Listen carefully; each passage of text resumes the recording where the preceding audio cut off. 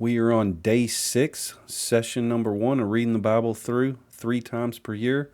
We're going to read Genesis chapter 14, 15, and 16. Genesis 14 outline the battle of 4 kings against the king of Sodom and his allies. Lot is taken prisoner. Abram rescues him. Melchizedek blesses Abram at his return, who gives him tithes. The rest of the spoil, his partners having had their portions, he restores to the king of Sodom.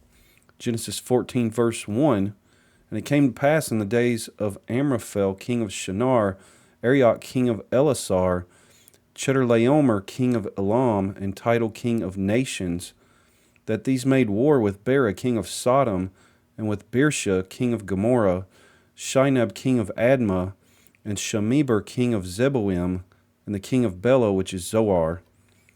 All these were joined together in the vale of Siddim, which is the Salt Sea. 12 years they served Chedorlaomer, and in the 13th year they rebelled. And in the 14th year came Chedorlaomer and the kings that were with him, and smote the Rephaims in Ashtaroth, Karnaim, and the Zuzims in Ham, and the Emims in Sheva Kiriathaim, and the Horites in their Mount Seir, unto El Paran, which is by the wilderness. And they returned and came to En-Mishpat, which is Kadesh, and smote all the country of the Amalekites, and also the Amorites that dwelt in Hazazon Tamar. And there went out the king of Sodom, and the king of Gomorrah, and the king of Admah, and the king of Zeboim, and the king of Bela, the same as Zoar, and they joined battle with them in the vale of Siddim, with Chedorlaomer, the king of Elam, and with Tidal, king of nations, and Amraphel, king of Shinar, and Arioch, king of Elasar, 4 kings with 5. And the vale of Siddim was full of slime pits, and the kings of Sodom and Gomorrah fled and fell there, and they that remained fled to the mountain. And they took all the goods of Sodom and Gomorrah and all their victuals, and went their way. And they took Lot, Abram's brother's son, who dwelt in Sodom, and his goods, and departed. And there came one that escaped, and told Abram the Hebrew, for he dwelt in the plain of Mamre the Amorite, brother of Eshcol, and brother of Aner, and these were confederate with Abram. And when Abram heard that his brother was taken captive, he armed his trained servants, born in his own house, 318, and pursued them unto Dan. And he divided himself against them, he and his servants, by night, and smote them, and pursued them unto Hobah, which is on the left hand of Damascus. And he brought back all the goods, and also brought again his brother Lot, and his goods, and the women also, and the people. And the king of Sodom went out to meet him after his return from the slaughter of Chedorlaomer, and of the kings that were with him at the valley of Sheva, which is the king's dell. And Melchizedek, king of Salem, brought forth bread and wine, and he was the priest of the Most High God. And he blessed him, and said, Blessed be Abram of the Most High God, possessor of heaven and earth. And blessed be the Most High God, which hath delivered thine enemies into thy hand. And he gave him tithes of all. And the king of Sodom said unto Abram, Give me the persons, and take the goods to thyself. And Abram said to the king of Sodom, I have lifted up mine hand unto the Lord, the Most High God, the possessor of heaven and earth, that I will not take from a thread even to a shoe latchet, and that I will not take anything that is thine, lest thou shouldest say, I have made Abram rich. Save only that which the young men have eaten, and the portion of the men which went with me, Aner, Eshcol, and Mamre, let them take their portion. Genesis 14 outline the battle of 4 kings against the king of Sodom and his allies. Lot is taken prisoner. Abram rescues him. Melchizedek blesses Abram at his return, who gives him tithes. The rest of the spoil, his partners having had their portions, he restores to the king of Sodom. Genesis 15 outline. God encourages Abram, who complains for want of an heir. God promises him a son and a multiplying of his seed. Abram is justified by faith. Canaan is promised again and confirmed by a sign and a vision, prophetic of the condition of his posterity till brought out of Egypt. Genesis 15 verse 1. After these things the word of the Lord came unto Abram in a vision, saying, Fear not, Abram, I am thy shield and thy exceeding great reward. And Abram said, Lord God, what wilt thou give me, seeing I go childless, and the steward of my house is this Eliezer of Damascus? And Abram said, Behold, to me thou hast given no seed, and lo, one born in my house is mine heir. And behold, the word of the Lord came unto him, saying, This shall not be thine heir, but he that shall come forth out of thine own bowels shall be thine heir. And he brought him forth abroad, and said, Look now toward heaven, and tell the stars, if thou be able to number them. And he said unto him, So shall thy seed be. And he believed in the Lord, and he counted it to him for righteousness.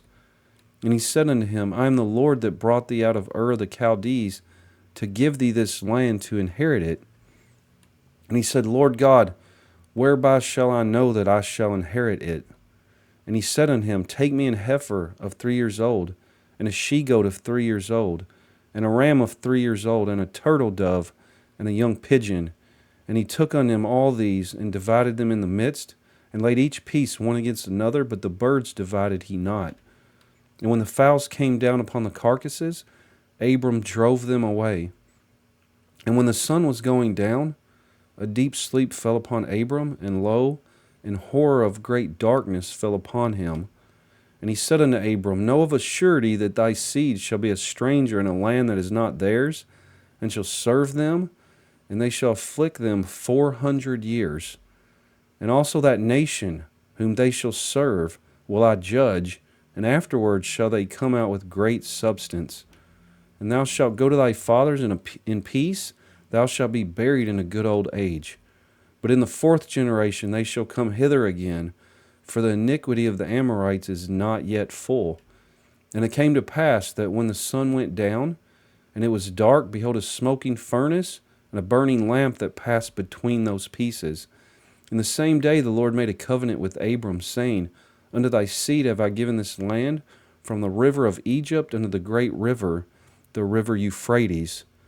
The Kenites, and the Kenizzites, and the Cadmonites, and the Hittites, and the Perizzites, and the Rephaims, and the Amorites, and the Canaanites, and the Girgashites, and the Jebusites. Genesis 15 outline. God encourages Abram, who complains for want of an heir. God promises him a son and a multiplying of his seed. Abram is justified by faith. Canaan is promised again and confirmed by a sign and a vision prophetic of the condition of his posterity till brought out of Egypt. Genesis 16 outlines Sarai being barren gives Hagar to Abram. Hagar, being afflicted for despising her mistress, runs away. An angel commands her to return and submit herself, promises her a numerous posterity, and shows their character and condition. Hagar names the place and returns to Sarai. Ishmael is born, the age of Abram. Genesis 16, verse 1, And Sarai, Abram's wife, bare him no children, and she had an handmaid, an Egyptian, whose name was Hagar. And Sarai said unto Abram, Behold now, the Lord hath restrained me from bearing. I pray thee, go in unto my maid. It may be that I may obtain children by her. And Abram hearkened to the voice of Sarai. And Sarai, Abram's wife, took Hagar her maid, the Egyptian, after Abram had dwelt 10 years in the land of Canaan, and gave her to her husband Abram to be his wife. And he went in unto Hagar, and she conceived. And when she saw that she had conceived, her mistress was despised in her eyes. And Sarai said unto Abram, My wrong be upon thee. I have given my maid into thy bosom. And when she saw that she had conceived, I was despised in her eyes. The Lord judge between me and thee. But Abram said unto Sarai, Behold, thy maid is in thy hand. Do to her as it pleaseth thee. And when Sarai dealt hardly with her, she fled from her face. And the angel of the Lord found her by a fountain of water in the wilderness, by the fountain in the way to shore. And he said, Hagar, Sarai's maid, whence camest thou, and whither wilt thou go? And she said, I flee from the face of my mistress Sarai. And the angel of the Lord said unto her, Return to thy mistress, and submit thyself under her hands. And the angel of the Lord said unto her, I will multiply thy seed exceedingly, that it shall not be numbered for multitude. And the angel of the Lord said unto her, Behold, thou art with child, and shalt bear a son, and shalt call his name Ishmael, because the Lord hath heard thy affliction. And he will be a wild man, his hand will be against every man, and every man's hand against him, and he shall dwell in the presence of all his brethren. And she called the name of the Lord that spake unto her, Thou God seest me. For she said, Have I also here looked after him that seeth me? Wherefore the well was called Beer Lahai Roi. Behold, it is between Kadesh and Bered. And Hagar bare Abram a son, and Abram called his son's name, which Hagar bare, Ishmael. And Abram was 86 old when Hagar bare Ishmael to Abram. Genesis 16 outline. Sarai being barren gives Hagar to Abram. Hagar being afflicted for despising her mistress runs away. An angel commands her to return and submit herself, promises her a numerous posterity, and shows their character and condition. Hagar names the place and returns to Sarai. Ishmael is born, the age of Abram. And that concludes Genesis chapter 14 through Genesis chapter 16. That is day number 6, session number 1.